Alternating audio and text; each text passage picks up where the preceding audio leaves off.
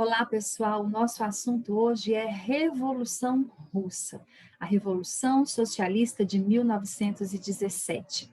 A Rússia, antes da Revolução, ela era uma monarquia absolutista, ou seja, o rei ele tinha poderes absolutos, ele tinha todo o poder centralizado nas suas mãos. Você pode perceber na imagem aí a figura do Nicolau II. Nicolau era um monarca da Rússia até 1917. Então, quando ocorreu a Grande Revolução de 1917, o czar Nicolau II, ou também conhecido como Nikolai Alexandrovich Romanov, acho que falei certo, ele era o monarca da dinastia Romanov, e ele tinha todos os poderes políticos, econômicos, sociais, ideológicos nas suas mãos. Nada acontecia sem passar por ele antes, tá?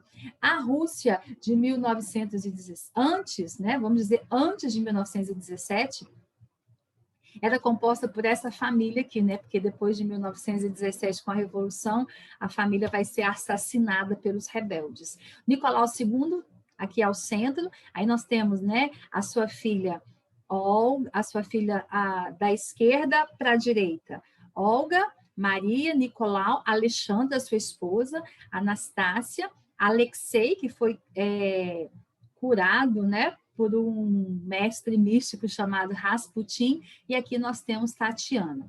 Rasputin é a figura dessa pessoa aqui que exerceu uma influência muito forte na corte da Rússia, né? Devido ao fato dele ter salvado o filho do Nicolau, né, ter salvado Alexei Romanov de hemofilia, ele passou a ter muita importância e muito prestígio, né, junto à família imperial, especialmente, claro, pela Alexandra, mãe de Alexei, e também existia um respeito muito grande por parte do imperador pela figura do Rasputin. Ele não é só uma influência mística, mas acaba sendo também uma influência política muito forte sobre a Rússia, né? Na imagem aqui, nós temos a figura do Rasputin com a esposa, a filha, e as suas admiradoras ali por volta de 1911. Aí você percebe a importância que ele exercia na sociedade da época.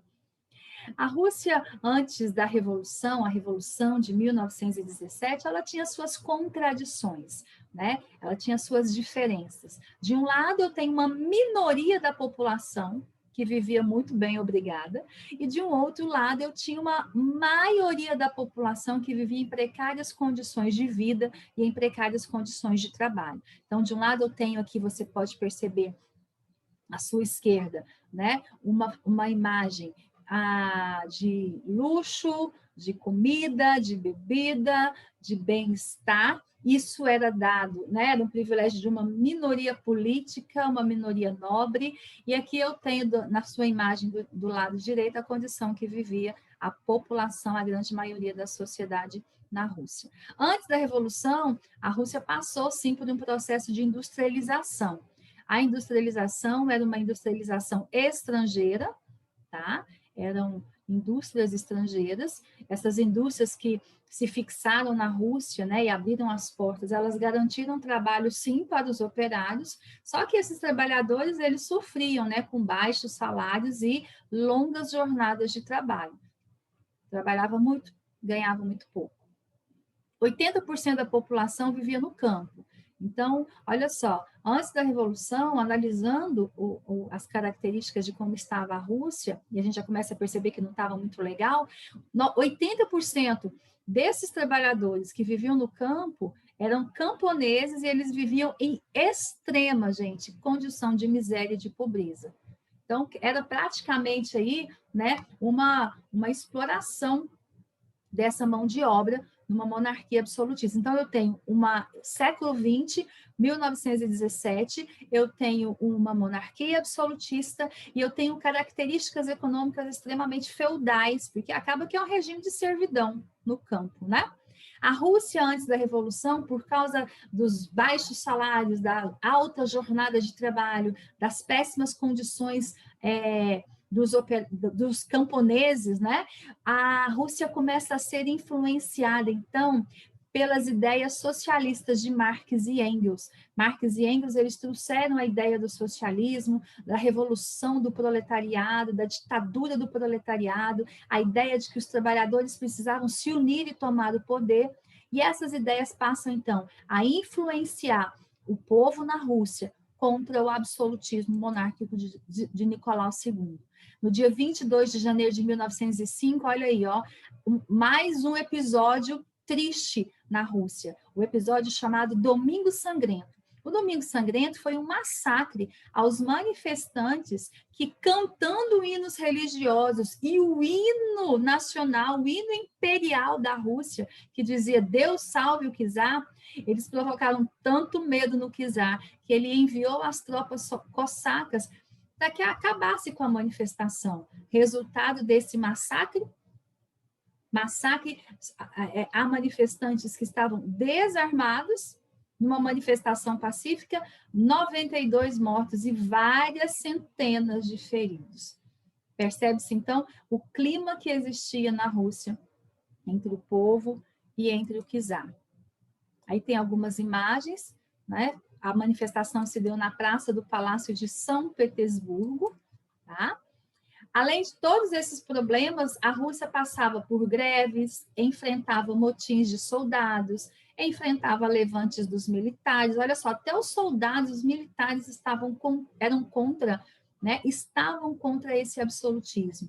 Protestos estouraram em toda a Rússia, tanto de camponeses quanto de operários. Então, era uma situação mesmo lamentável.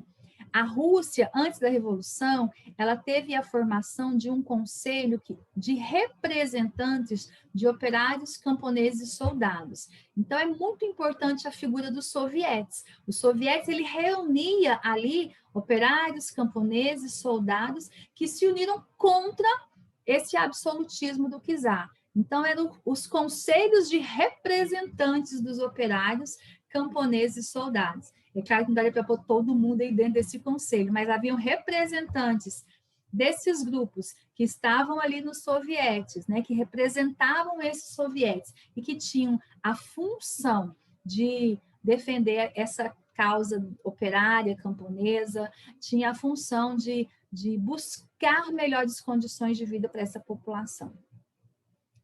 Outra coisa que acaba provocando e gerando aí a Revolução Russa é a Rússia na guerra, né? A Rússia participou da Primeira Guerra Mundial e ela não tinha preparo algum.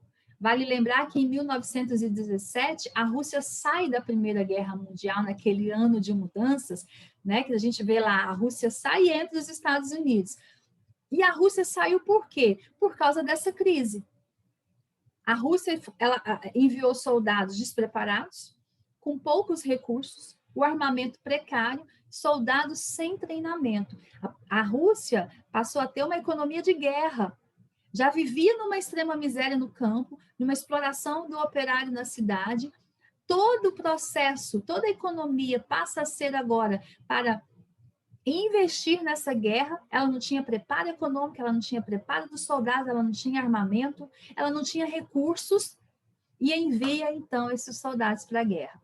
Você vai ver que isso é um dos motivos principais que, em 1917, vai levar ao fim do absolutismo monárquico, a uma revolução socialista, que vai acabar com o poder, né, de Nicolau II.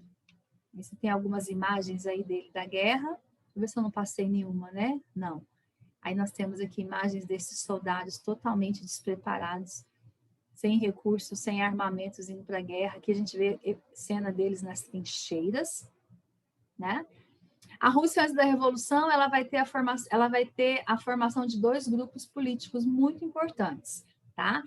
Sobre esses dois grupos políticos muito importantes na Rússia, nós vamos falar com ele daqui a pouco, né? No próximo vídeo que eu vou estar gravando para vocês. Ok? Nós vamos dividir esse vídeo, o intuito é dividir, para que ele não fique muito extenso para você, ok? E para que você possa aproveitar melhor e você ver em pequenas partes sobre a Revolução. Mas a gente continua falando da Rússia antes da Revolução de 1917, nós vamos retomar falando desse grupo, desses dois grupos políticos importantes que nós temos aí, os bolcheviques e os mencheviques. Mas isso fica para daqui a pouco no próximo vídeo.